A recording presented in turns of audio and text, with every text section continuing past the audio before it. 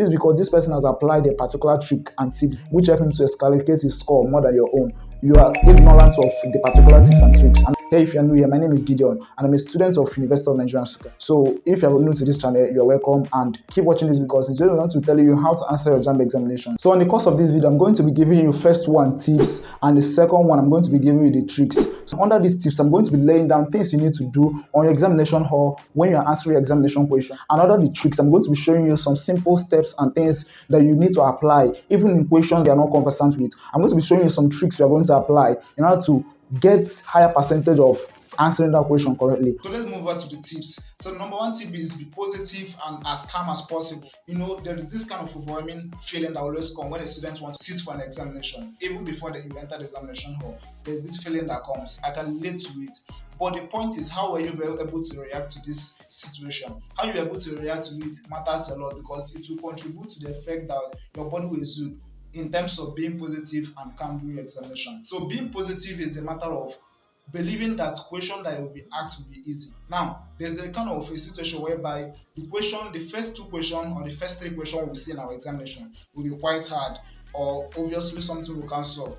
But there is this situation whereby you boost your positivity by telling yourself that the next questions are going to be easy. Now, when you give yourself this confidence, it's going to keep you going because you are built on that positivity level. Whenever you come across this hard question, all you have to do is read through the question and move to the next. There is this function of the brain whereby the question that you read, your brain is processing it. Even when you don't know, your brain is processing it. So as you're reading the next question, you don't know your brain is processing the first question you've read before. And when you finally come back again to check on the question, you see that you can then be able to solve the question that you find it hard to solve before. So the next one is you should be able to manage your time and don't waste unnecessary time on a particular question. This is where allocation of time for each questions and subject comes in. Now, you should be able to allocate time to each questions. You can tell yourself after 21 seconds or after 20 seconds and I don't find any clue on how to answer question 1, I should quickly move to question 2. This is going to reserve a lot of time for you at the end. Don't waste unnecessary time. Once you read it and the time you have allocated for that question is up and you're not having any clue of what the question is talking about, move quickly to the next question because there's a whole lot of other questions that you can solve very well. Don't waste all your time on the question that seems to be difficult to you. So the third one is check out all options before picking the answer. It is very important to check out all options before picking the answer. Very, very important. Now, this is what I mean. When you read a question and you go to option A, don't just say, okay, because option A is likely to be answered to you. You now pick the option A and you now skip the other options. You don't want to go through the other option. You just pick option A and go. Now, you're going to end up regretting at the end because I can relate to this. When I was in secondary school, there was this time I was writing my biology and I came across so many questions and I was rushing so that I will manage my time very well. So when I read the question, I'll just skim through the options and I'll just pick option C because it seems right to me. I'll just leave other options and go.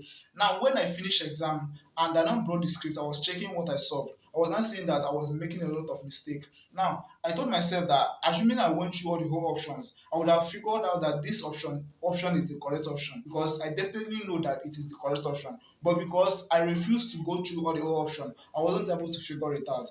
Be able to go through all the whole options before you pick a question. And when you're going through these options, you should be careful. Go through them carefully. And when you're going through them carefully, make sure you go through all of them. So the fourth tip is anticipate what the correct option would be. Now, the reason for this is that JAMB can be so tricky and they can put similar options for a question. So you should be able to kind of predict what the correct option will be whenever you go through the question. When you read a question, try to predict what the correct option might be for you. And when you do that, that's when you now go through the option. And it will help you a lot because you end up picking or maybe predicting the correct answer. So this is what I mean. Let's look at this question. This question is from biology, JAMB biology.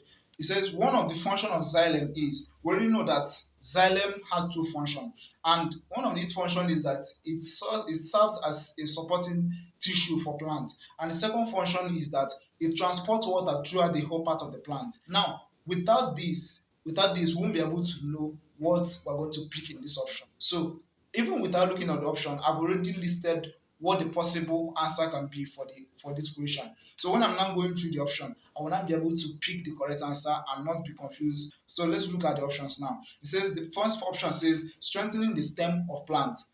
The second option says manufacturing food. The third option says reducing loss of water.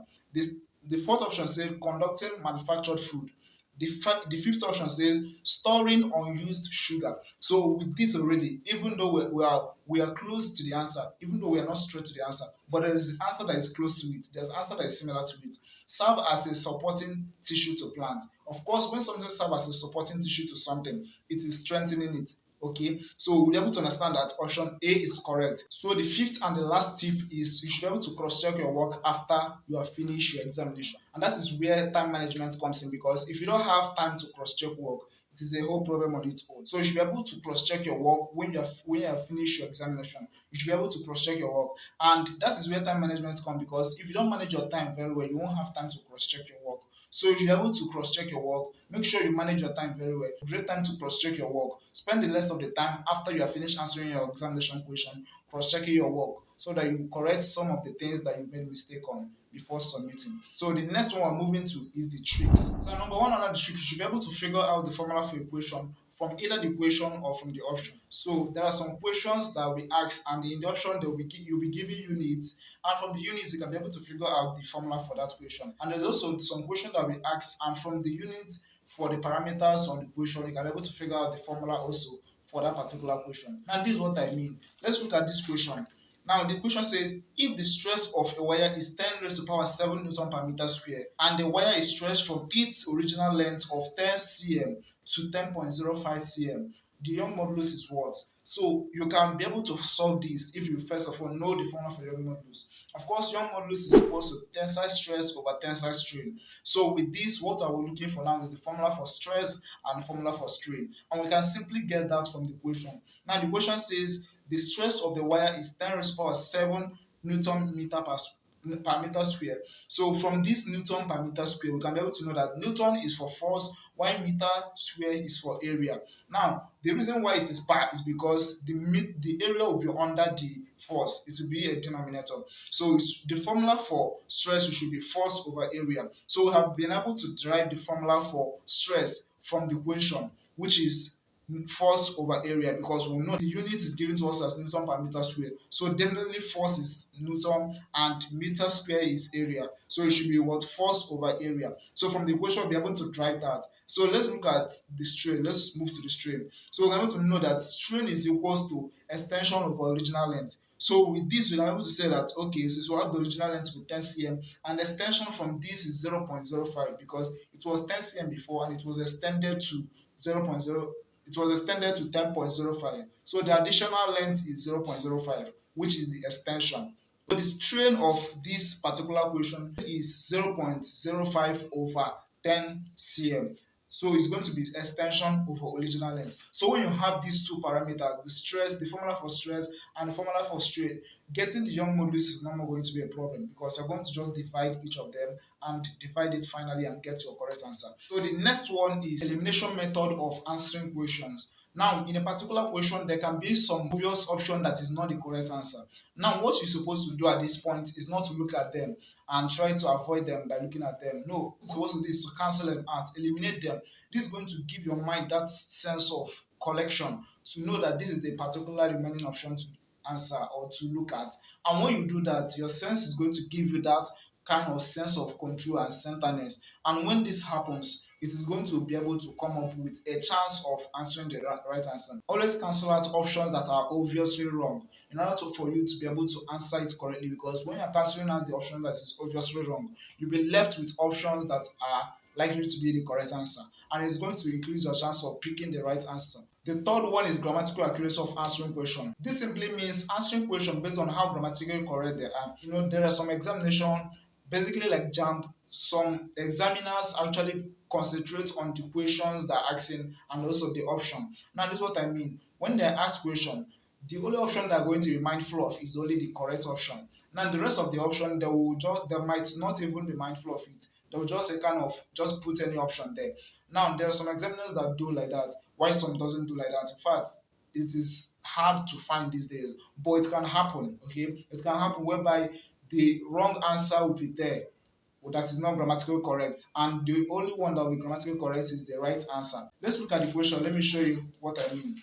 This question is from Use of English JAMB Use of English, and the question says the school's laboratory does not have dash. The school's laboratory does not have dash. This option A says equipment, option B says many equipment, option C says equipment, option D says several equipments. Now from option A, which is equipment, we already know that is wrong. Why is it wrong? It's wrong because equipment is an uncountable noun. So uncountable noun doesn't have s at the ending part. So we don't add s at the ending part of an uncountable noun. We have many other uncountable nouns like information, like luggage, like baggage, and many other ones. So we don't add s at the end of uncountable noun. The second one is many. So many equipment is wrong. Why? Because you don't add many before uncountable noun, and equipment is uncountable noun. So you don't add many before uncountable noun. Option B is wrong.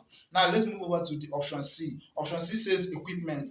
Option C is correct because there's no S and there's no wrong preceding it. So option C is the correct answer because it is an uncountable noun and there's no S at the ending part of it. So it is correct.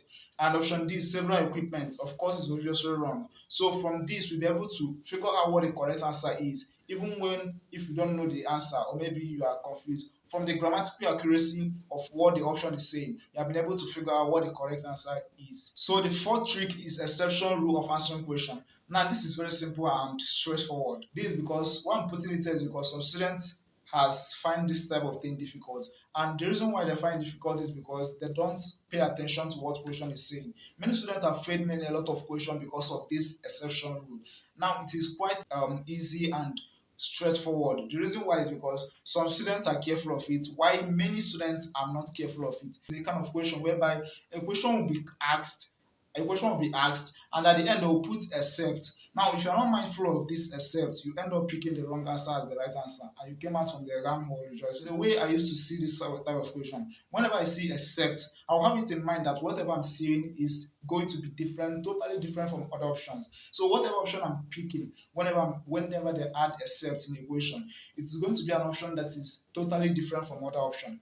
So that's all for this video, and I will see you guys in the next video. So before I go, I want to give you guys a bit of advice. You guys have studied. I know you have studied. You have read your textbooks. You have been studying all this while. You have been studying your past question. You have been praying to God for Him to help you during your examination. It is the right thing you have done. And I want you to go to this exam hall with that confidence in you.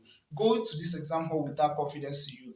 Don't study and solve past question and burn on the whole midnight candle and end up going there without confidence. It is going to lower everything you have suffered for. So you should be able to move to exam hall with confidence. You know, when you have a lot of information in your head, or maybe you are prepared for something, it's based on your confidence, obviously. So you should be able to be confident in your examination hall, because with confidence, you have solved 50% of your question correctly. And of course, pray to God before you start your examination, because it is very important to put the God factor ahead of us. So with God and the hard work you have put, you are going to really succeed. I wish you all good luck as you go to examination hall, and I will see you guys at the top. So don't forget to subscribe to this channel to join this community. So I will see you guys in the next video, and I say bye and good luck in your UTME.